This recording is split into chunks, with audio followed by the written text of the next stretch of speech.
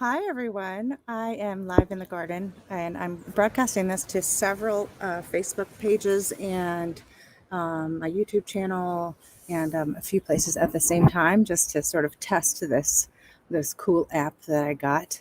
And I should be able to see the chat. So if you have questions, let me see.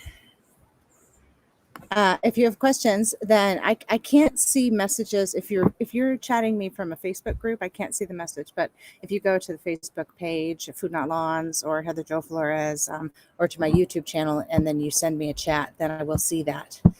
So if you have questions, then we can do that. Right now, I'm just going to kind of hang out and see. Right now, it looks like 6 people are watching. So please share this live stream. Let's try to get a bunch of people watching. What I was going to do is just chat you up and tell you about my little food forest here and show you some of the plants and some of the plant combinations. We have 30 fruit trees on a 1/4 acre.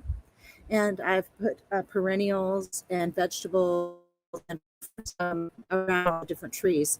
And so we have many layers of gardens with herbs and food and lots of learning opportunities here. So I want to start spending more time going live on Facebook or on the platforms and talking about the garden. So again, if you want to ask questions, and the best place to go to chat asking questions is to go to my YouTube channel, Heather Jo Flores YouTube channel, and go. It's live streaming there now, and you can ask questions, I think, very easily. Or if you just go to any of the Facebook pages, so the Food Not Lawns page, Permaculture Women page, Heather Jo Flores page, and Free Permaculture page. This should be live streaming to all of them at once right now.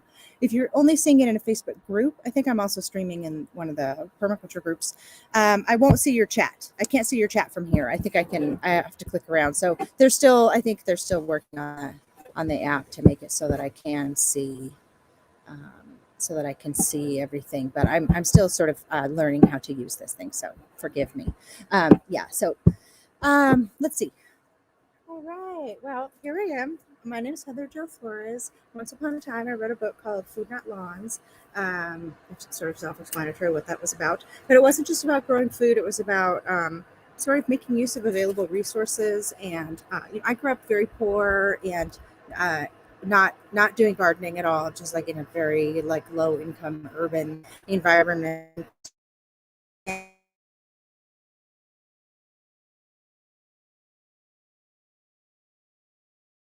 Resources and just kind of tapping into where there's available land or seeds or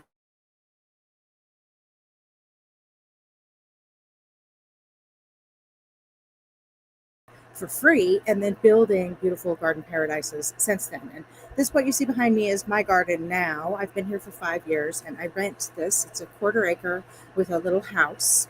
And as you can see, we're kind of up in the mountains. In the distance, you can see the mountains. And so I'm facing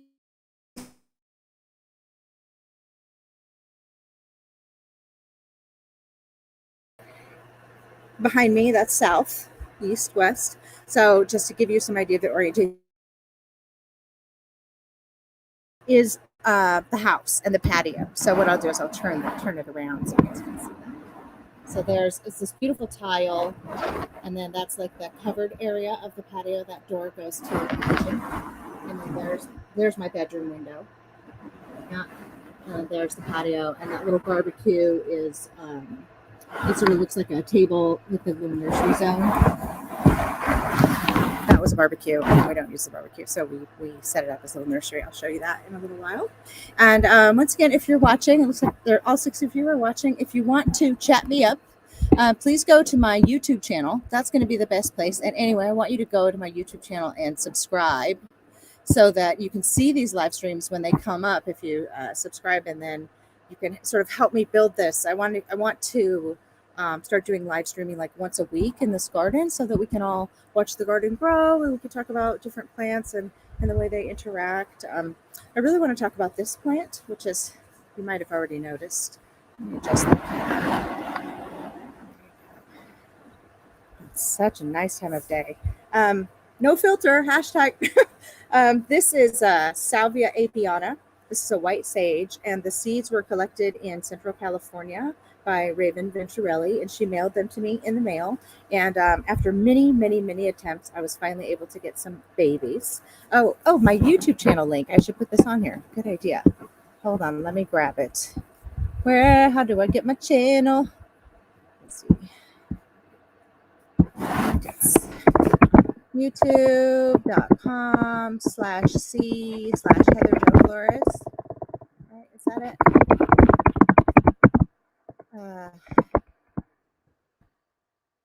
Let's see. Yes. I'm going to put the channel. Maybe it shows up for you guys.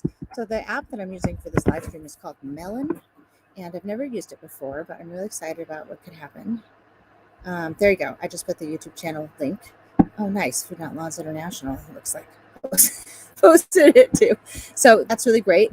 Oh, wow. It posted everywhere. Okay. So that's my YouTube channel link. So if you want to chat me up, please go there. And then I should be able to see and respond to your chats easily enough. And I think if you chat me on the Facebook pages, then I can also respond. But in the Facebook groups, it still doesn't work. To YouTube, as the timing was different. Interesting. Okay, great. I saw that, Anne. Cool. Go share this everywhere, you guys. I'm going to be online for a little while, so share this link to like your Facebook communities, and let's get a bunch of people in here so we can have lots of questions, and I will be happy to answer questions. So back to Salvia Apiana, so also known as white sage. This is the sage that like the hippies burn, but of course it goes to Native American traditions and is used to cleanse.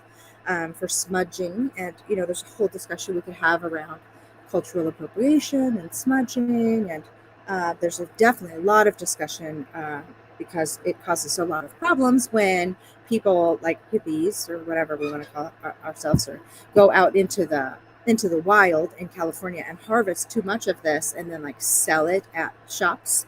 And so that's not what this plant is for. We grow it as a sacred herb, and it does sort of self-prune. Every year it goes to seed, and then pieces of it break off, and those are the pieces that we burn, that we use for clearing space, and it just smells wonderful. It's a really nice energy, and it's a really beautiful plant, and it makes these beautiful, beautiful white flowers that the bees love. So this is our Salvia Apiana, and I've only been able to get one. I had two, and it's not very easy to grow here. It's one of those plants that has like a really wild energy. Like I don't feel like she really wants to be cultivated very heavily, and I really appreciate that.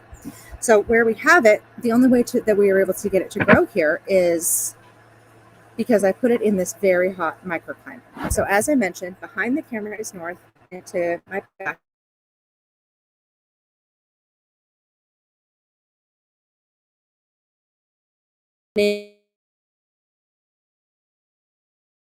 is kind of like this arc of trees around the back of our garden. So this is the full sun area. I'll bring the camera around so you can see the patio.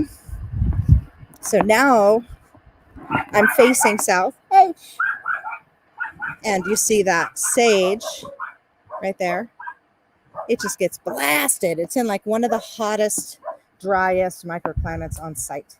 And that's the only way I've been able to kind of get it going, which has been interesting. And this climate, we're in zone 9B in the Mediterranean, and it's really dry, and the soil is really alkaline. And our garden, just I think the nature of having a food forest, of having a lot of trees in a small garden, is that you have to learn how to make best use of those microclimates. So for example, in this whole area, most people don't grow raspberries because they're very difficult to grow because it's just so hot and so dry. But let me see, I'm trying to find a good spot for the camera. But for us, because we live in a low place in the neighborhood, a lot of the extra water from the neighborhood drains to our site, and also because we do a lot of compost and mulching, and our soil holds organic matter, including water, and that helps us to have some spots, just a couple of our spots in our garden that are almost always wet, which is very unusual for this bioregion and for this climate. But because we have a few spots that are almost always wet, we're able to grow raspberries, and we have a really nice patch, and now we're expanding that to have another patch. So okay, I'm going to check the comments before I go on. All right, came over. How to put a face to a name. Oh, who is that? Thank you. Great advice. Love giving great advice. Sorry, I'm checking these. Oh, it looks like I can even show I can show comments. Look at that. Man, I really appreciate this. I also live in a very hot, dry area. Yeah, I mean, I think like as the world changes, where a lot of us are going to be living in hot, dry areas. I'm from Oregon, and it was interesting because I think I was even kind of arrogant when I first came here about gardening. I finally was going to have a space. I was sort of homeless, like just searching for stable housing on the west coast of the United States for my whole life, really. My mom also was on that journey. And then I finally came here. It's a little more affordable and finally could actually dig in and garden. And I was really stoked. In the first couple of years, I just did everything the way I used to do it in Oregon. And like a huge percentage of the crops, especially the vegetables, failed because it was just a completely different approach to growing food here. So then I started tuning in to the skills that I should have been using to begin with, like observation and paying attention to how the neighbors are doing it and being a little bit more inquisitive about how it's going to be really, really different. And one of the main things that's different is that the soil here is really alkaline. And where I came from, we sort of took it for granted that the soil is acidic and that there's clay, and we would even complain about the clay. Whereas here, the soil is like, when we first got here, it's like sand and gravel, basically. And there's little pockets. And if you go up higher into the mountains, there's little like ribbons of clay. But that was the number one thing we had to really do, is focus on building soil. And when most of the people around here, when they do gardening, they keep the paths clean, meaning that they keep the paths like just bald. They just hoe them and there's nothing growing on the paths at all. Or they might mulch with like gravel or a lot of gravel around here, actually. And that, as you know, makes the soil just more alkaline. So what we have chosen to do is to mulch, or is to do a living mulch on all the paths with clover. So ISO white Mediterranean clover, like just I just buy bags of it at a time, pounds of it at a time, and sow it when there's like a muddy spot on a path after a harvest. Or I mean, we're mostly no-till, but sometimes we do like kind of fork up, just loosen an area when it's gotten just like a little bit too compacted.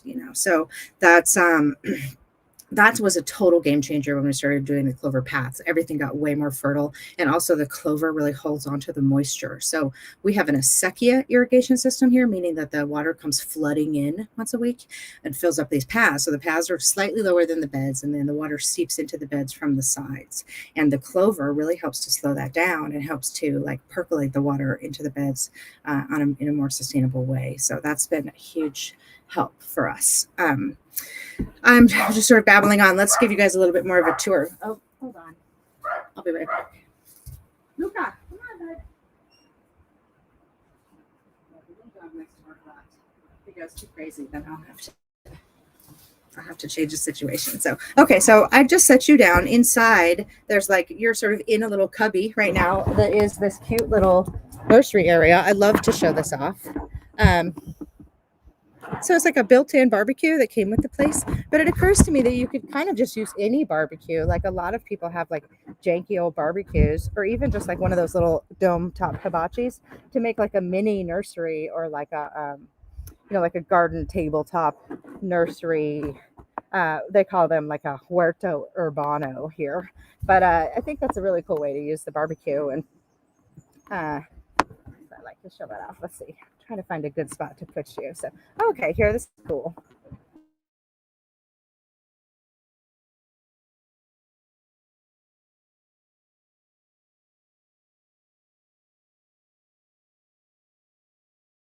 A little electric chipper, and we use that for when we have very acidic mulch on these raspberries because of that alkaline soil. And then also, again, this is an area where the water flows from the neighbors, so it's a lot wetter than it normally would be. But you can see how green and lush it is between those beds. Well, meanwhile, I wish I could show you like drone footage. The whole neighborhood is really actually very yellow right now. And then the same thing here, because we live in a hot, dry bioregion, then our primary focus as gardeners is how to hold water in the soil. They say that the cheapest place to store water is in the soil. I can't remember who taught me that. I think maybe it was Tom Ward. But see that kale? Nobody around here has kale right now. The kale's all been like munched by bugs, and see how everything's really green, and that's because of those clover pathways. So that's something that I'm definitely swearing by. Oh my gosh, I have to show you the clover here. It's like magical. This is one of my favorite spots in the garden. So let's see. Sorry if I'm kind of going crazy here. Put the camera down. Okay, there we go. All right, now I can see the chat. So if you guys have questions, I'm going to talk a little bit about this spot and the trees and what's growing together here. So, okay, are we there? Can you hear me? So pop over if you want to chat me up. If you're watching this on Facebook, please pop over to my YouTube channel. And if you look in the chat, you'll see that the link is there. It's youtube.com/c/Heather Jo Flores. And then you can chat me there and I'll see you while I'm talking. So I'm using an app that live streams us to multiple locations and then just sort of trying to keep up with it while discussing what's going on here in the garden. So behind me, it looks like Narnia, right? I mean, it's totally epic. And this is all clover, and we mow it with like a battery powered rechargeable mower. And this, what you see when we first got here, looked like a desert. It just was dust, and the trees here that all were like not pruned and all grew down. This whole area right here at this time of day would have been just like deep shade, very, very dark. And there was definitely habitat going on in there, but there wasn't, a lot of agriculture. Yeah, this is like such a flattering angle, isn't it? But so we've really worked on it little by little, and you can see there's a couple. I don't know if you can see, but there's a baby tree here. It's a nectarine. You can sort of see like their little V there. It's a nectarine, and I kind of knew that nectarine weren't going to do very well here. And I put it there and it hasn't done very well. But meanwhile, it has created like this shade in this area. It's sort of created like more of a, a foresty environment in an area that was like a desert. So I think what we're going to end up doing now that it's a lot more lush and green here is we might cut down the nectarine that's not doing very well and repurpose this little spot into more of like the annual agriculture. Because one of the biggest problems with having, I think I'm going too far away from the Wi-Fi. Hold on. One of the biggest problems with having a food forest is that there's a lot of shade. And so when you're trying to grow stuff like tomatoes and zucchinis that want sun, it can be a challenge. And so I'm constantly, frequently trying to open up sunny spots in the garden, even though I live in a hot, dry climate in Spain where it's really, really sunny. Even though I live in a hot, dry climate, because I planted so many trees, I'm constantly like battling the shade. And so I guess that's a problem that you want to have. So yeah, I would say that our fundamental approach to gardening in this climate has become designed to try to trap as much water on site as possible and then find the sunny spots that are left over and grow your annual vegetables there. So one thing I want to do is go around to a couple of the trees that have guilds planted with them and talk about the different plants in those guilds. So I would love to share that. Oh, look, first I'm just going to scroll through the chat again for a second and ask everyone to share this around if you're on Facebook or if you're on YouTube. So if you want to chat me and I'll see you in the chat, please go to my YouTube channel. That's going to be the easiest place to chat me. And the link is there, should be there for you. And if you are on Facebook and you share this so more people can see it, that'd be really cool because then we get more questions and we can really go crazy. So I'm going to try to do these live streams on a much more regular basis. If you have specific questions, and get on my email list, and most of you are, see these names that I definitely recognize. So let's be in touch and tell me what you want to talk.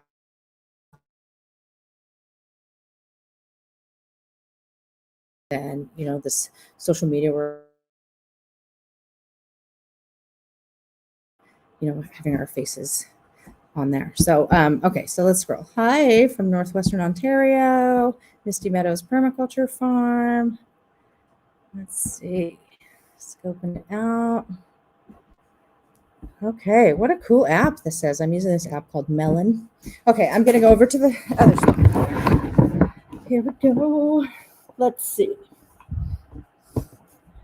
Here's a good spot. It's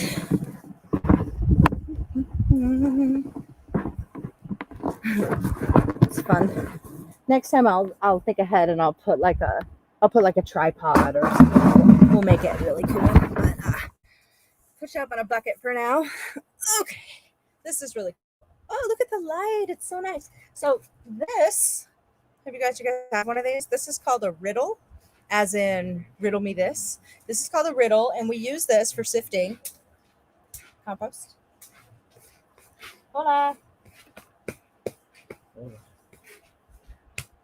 neighbor's walking by.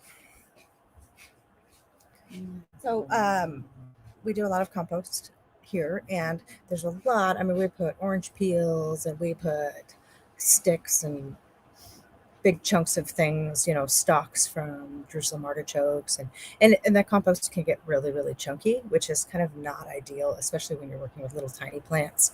But and then this thing just makes a huge difference, and it's actually really sharp. It's like a little dirt mandolin, and it really makes short work of that chunky compost. And then we end up with the chunky stuff left over, which we mix with, you see behind me this pile. So that is like the leftover chunky compost bits mixed with the chips that, move you again. So this brush pile there in the corner, branches there. So that's like, when we prune one of the loquat trees or the orange trees, I mean, with so many trees, then we put the branches over here. And right now it's a pile of lemon verbena. And then we chip that up and we use that on the perennials. So speaking of perennials, let's see. Oh, here's a good spot. I'll show you these trees. Hold on. Let's put you there. It's so beautiful.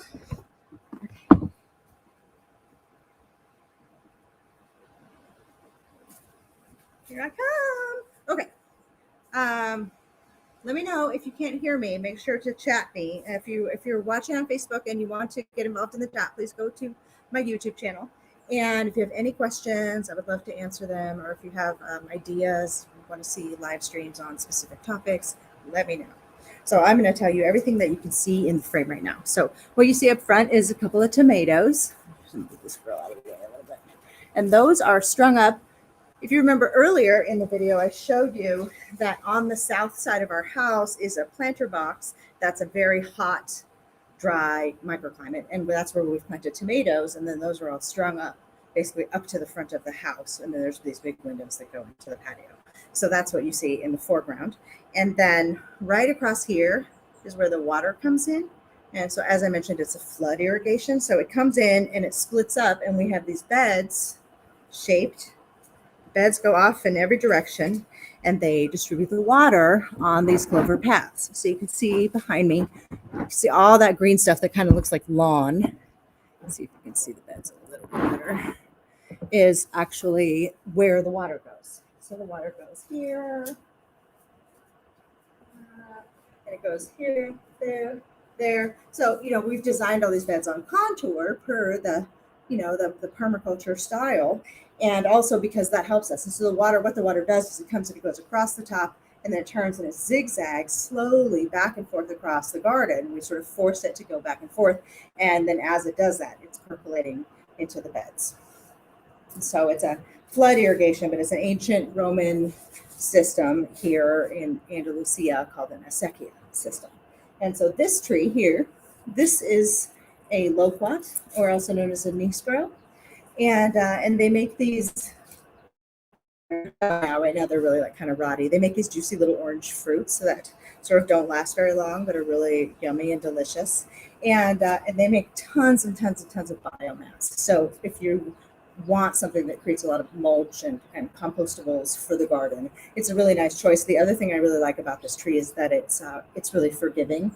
You can just prune the heck out of it and it grows right back. So that enables us to have it right up here close to the house, where we have kind of a lot of things going on. We don't want one thing to really take over, but we can still have a nice shady tree right up close to the house and know that we can keep it as small as we need to keep it. So at the base of it, I planted a lemon balm. So again, we live in a hot, dry bioregion, but this is a very wet, almost always wet little microclimate here because this is where the water pumps in and this is where the water leaks in from other people in the neighborhood. Like when they get extra water, the overflow drain comes to our place. So that's very nice. And so I put lemon balm here, which normally wouldn't grow anywhere else in the garden. And then next to it are these chrysanthemums, which will pretty much grow anywhere, but they're very nice. We just gave them a haircut. And then here is that patch of raspberries that I mentioned. So this is all very, very wet. And then right above it, I don't know if you can see. So you can see that curve there. There's like some concrete. And that's the driveway area. And those are lavenders there. So the lavenders don't love having the wet feet and being in a very wet climate, but because there's that concrete curve there, then right on the other side of that is very, very hot and dry, but shady. So that seems to be what the lavenders want in this area. The lavenders that were out in the full sun area just fried. They died after like a year. But these ones that are in shade, even though it's very dry shade, are doing fine. Let's see what else we have. Okay, and then beyond, I don't know how far away I can go and you can still hear me. Over here.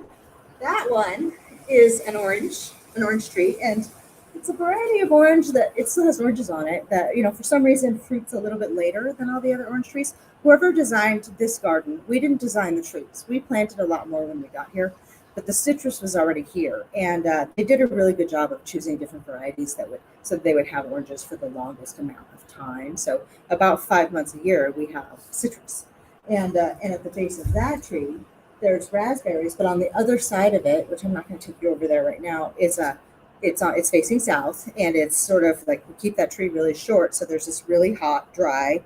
Here's the concrete. Here's the sunny spot. Here's the tree. So it's a super sheltered, never going to freeze microclimate. So that's where I've planted some hot peppers, hoping that they'll do the perennial thing. Because peppers, like if you baby them and they're really safe and warm, then they might just keep going. So I want to try that and see if we can pull that off over there. Okay, I'm coming back around.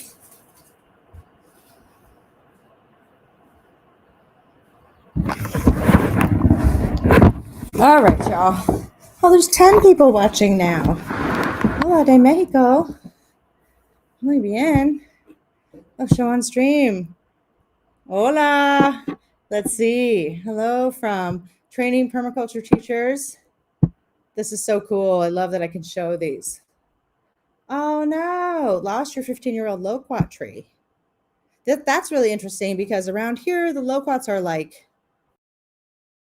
I guess an uninspected freeze would do it, but I encourage you to replant because, they grow so fast.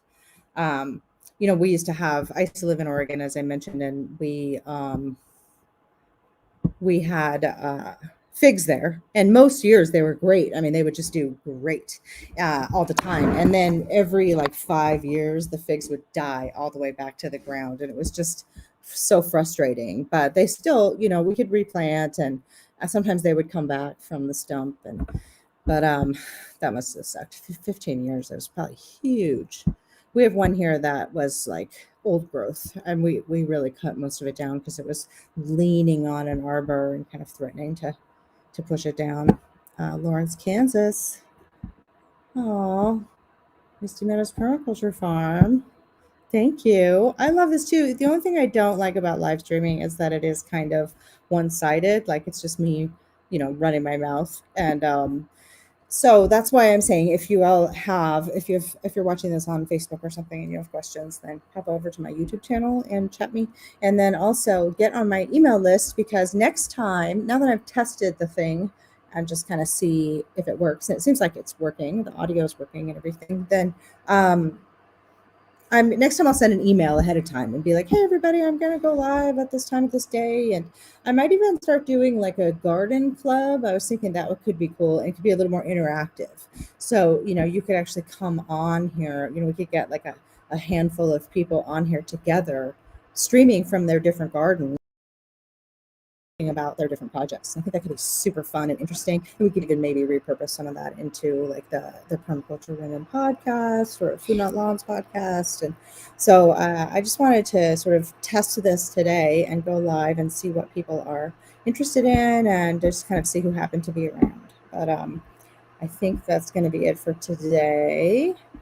And if any last minute chats or questions, you better pop them in there. Hold on, let me just double check, make sure I'm not missing anything. Oh yeah, live garden club. Yeah, wouldn't that be fun? I think it could be cool. And we've been doing all these permaculture courses on a donation basis, and that's been working out just fine. So I think it'd be cool to do a garden club like that too.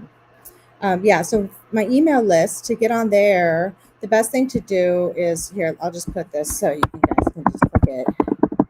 If you just go to heatherjoflores.com, that's going to pop. If you click that, that's going to pop up, and it's going to have links to the free permaculture courses and links to the forums and links to, you can sign up for the email list right there. So if you're interested in the stuff that I'm doing, I wrote that book, Food Not Lawns, in case you didn't know, and you can read that for free. I got the rights back from the publisher a couple years ago, and I put the entire text up on foodnotlawns.com for free. So tell your friends. It's really cool. The illustrations are really cool. We wrote it, back in the 90s or the early 2000s. So it's sort of fun. Like, it talks about like, it was before Facebook. It talks about like advertising events on Craigslist and putting signs up on local bulletin boards and all the stuff that we used to do before we used the internet for stuff. So that was really interesting, actually. I was rereading kind of some of those sections, thinking about updating them recently, and decided against it. It's like, oh, we need to remember that a little bit sometimes. Let's see, how many acres? 1/4 of an acre is how much we have. So we have 30 fruit trees on 1/4 acre. Yeah, there's about 250 species. I haven't counted in a while, but we've been adding species consistently. Yep, just a little tiny. It's basically like a lot, like a normal urban lot, or like a double lot in like most American suburbs, on the West Coast at least. Let's see. Any other questions? Okay, y'all. Well, I think I'm going to sign off, but please do share this and ask questions and keep in touch with me, and let's do it again. Bye.